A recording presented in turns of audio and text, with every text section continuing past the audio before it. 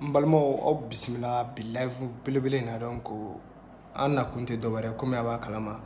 ko kunnafoniya caman bɛ sen na donc n balimaw n bɛ fɛ ka n da don a la aw fɛ bi donc aw bɛɛ lajɛlen b'a kalama ko n bɛ Mali kɔnɔ ko Mali kɔnɔ yan nɔ an ka jamana ɲɛmaaw k'u bɔra koyi u y'a fɔ ko Faransi k'u b'u ka kasaw fara ɲɔgɔn kan k'u ka Mali bila joona joona donc Faransɛw tun ko ko u tɛ se ka taa ko kalo 4 fo ka taa bila kalo 6 bɔɲɔgɔnko k'olu b'o de kɛ walasa u ka se ka u ka minɛnw fara ɲɔgɔn kan ko ka bɔ Mali la donc o de la an y'a mɛn k'a fɔ ko Faransi k'u ka taa sans délai donc o de kɛra an ka jamana ɲɛmaaw ka kuma ye k'a fɔ ko temps tɛ ɲɛ ko Faransi u cayalenba ka kɛ Mali la yan nɔ semaine 2 dɔrɔn k'u ka taa k'u k'u ka minɛnw bɛɛ fara ɲɔgɔn kan k'u ka Mali bila k'u cayalenba kana tɛmɛ semaine 2 bɔɲɔgɔnko kan donc o ko in de la an y'a ye k'a fɔ ko Emmanuel Macron a y'i to Faransi palais yɛrɛ la n'o Élysée donc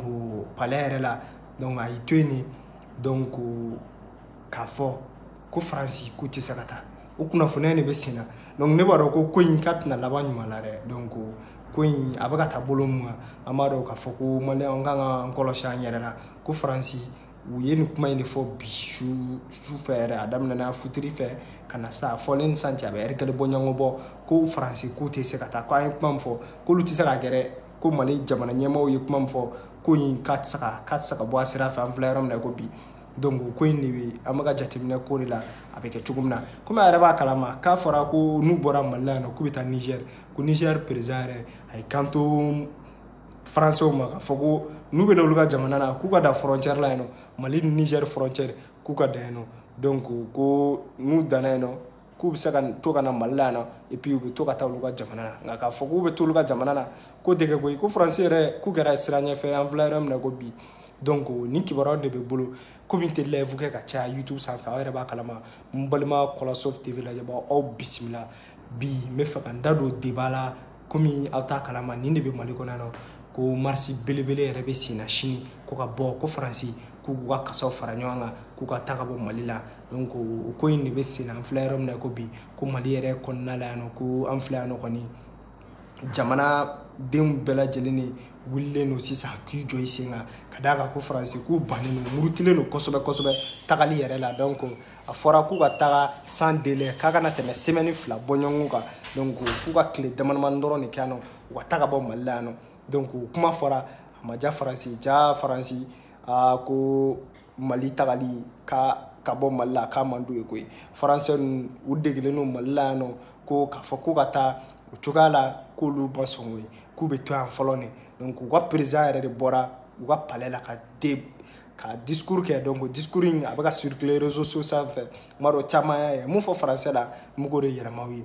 nka ko dɔ yɛrɛ bɛ sen na an tɛ mun kalama ko Faransɛw u ye kuma dɔ fɔ ka ministre dɔ de bɔra ko don o don ko Faransɛw ko $3 euro wari la ko $3 in dɛ k'u kun b'o de dun don o don u ka dépense u ka soldats min bɛ o dépense donc k'u ye san 10 bɔɲɔgɔnko min kɛ Mali la yan nɔ n'a san 10 yɛrɛ ma foyi ɲɛ donc ko miliyari joli tiɲɛna k'a bɛ miliyari 50 bɔɲɔgɔnko bɔ euro la donc o ka ca kosɛbɛ donc ko Faransɛw u t'a dɔn u bɛna kuma in expliquer u ka jamanadenw ye komi a b'a kalama tubabuw fɛ n'i ye dɔrɔmɛ 1 dun i y'a dun cogo min na i b'a fɔ ko ye donc Faransɛw u t'a dɔn u bɛna ko in expliquer u ka jamana kɔnɔdenw ye cogo min na donc o ko in de la u bɛ ko ka ko in dabiri ka na fɛn dɔ kɛ Mali kɔnɔ yan notamment a yɛrɛ b'a ye walasa maliyɛnw kana to u ka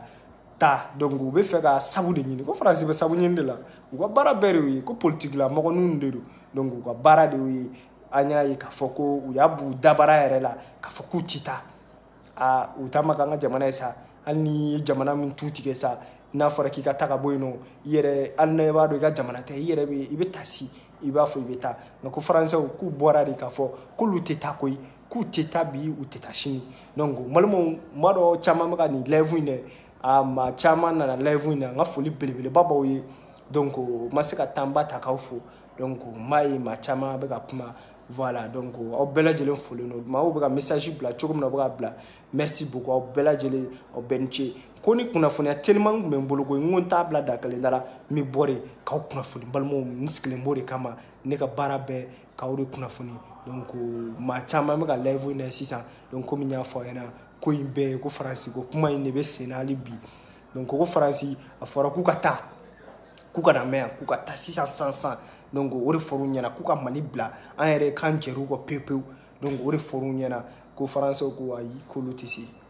nin ko in ka dabaliba ye maa minɛ kosɛbɛ aw bɛ yan aw ma foyi ɲa an ye san joli Faransi nana yan nɔ 2012 ko waati min na ko rebellion n'o ye djihadistes ye u ye Mali daminɛ ko Moti u y'a fɔ ko u bɛ na juma seli Moti yɛrɛ notamment ko Kɔna ko jɔnmuna a ye faransɛ wele k'a ka na fara an ka sɔrɔlasiw kan ko ka rebellion kɛlɛ donc djihadistes k'u k'u bali u ka se ka na parce que u kun wulila de ko minnu juma seli Moti donc ko in senfɛ ko jɔnmuna ye frappe aérienne wele Faransi donc ko faransɛw nan'o de la k'u nana frappe aérienne kɛ o ko in bɛɛ sigira sen kan ko fo a kɛra sababu ye o wagati la jamanaba de libéré la donc u nana u ye kobaw de kɛ walasa maliyɛnw ka u to yen u ka se ka to Mali la donc o de kɛra ko faransɛw nana ka na o kɛ bada toli ye donc ka daminɛ 2012 2013 fo ka na bila 2022 100 ans jalen Mali foyi ma bɔ a kɛlɛ la Mali a gɛlɛya foyi ma bɔ a la Mali ko kɛnɛya ma sabati an ka éducation n'o y'an ka denmisɛnninw ka kalanko ye k'o ma sabati donc an b'o de kɔnɔ hali bi comme n y'a fɔ vidéo dɔ la ko Mali bɛ se ka kɛ jamanaw la ɲɔgɔn tɛ ɲɔgɔnmada ye n'o ye l'un des pays les plus puissants de l'Afrique o tɛ dɔwɛrɛ ye koyi Mali dugujukɔrɔko fɛn ko a barikalen don kosɛbɛ a b'a kalama sanu ko Mali troisième producteur de l'ordre africain n'o ye farafinna ye ko a b'a kalama pétrole bɛ Mali la a ma bɔli daminɛ nka k'a bɛ se ka bɔ ko uranium k'o bɛ yan nɔ o yɛrɛ tɛ ban yɛrɛ uranium kɛlen don ka Mali dugukolo lafa kosɛbɛ wa o tɛmɛnen kɔfɛ fɛnɛ lithium bɛ yan nɔ o ye ressource kura yɛrɛ k'o ye bɔli daminɛ Mali dugukolo kɔnɔ donc olu bɛɛ ni maliyɛnw n'an y'an ka fɛɛrɛ dɔw fara ɲɔgɔn kan ko k'o bɔli daminɛ ko Mali bɛ kɛ jamanaw na ɲɔgɔn tɛ ɲɔgɔnmada ye nka o tɛ kɛ koyi fo Faransi ka taa an b'a fɔ Faransi de ɲɛna k'u kan ka jamana to an ye Ala kama donc n'u y'o to yen donc an bɛ sɔrɔ k'an bolo don an yɛrɛ kɔrɔ Mali filɛ an tɛ ka dɛsɛ ka fɛn k'an yɛrɛ yan Mali kɔnɔ aw yɛrɛ ɲɛ b'a la foyi ma sabati donc m'a dɔn maa caman bɛ ka nin vidéo in k'u bɛ kɔ kan an ka foli b'u ye maliyɛn fɛn bɛ jamana kɔ kan an ka foli b'u ye k'u taara kɔ kan wari ɲini na u taara fɛn ɲini na u taara Mali dɛmɛni de kama donc an b'a dɔn Mali kanu b'aw la nka an b'a fɔ ko an filɛ yɔrɔ min na baasi foyi tɛ yan walasa hakili ka sigi donc aw taara ko min na Ala ka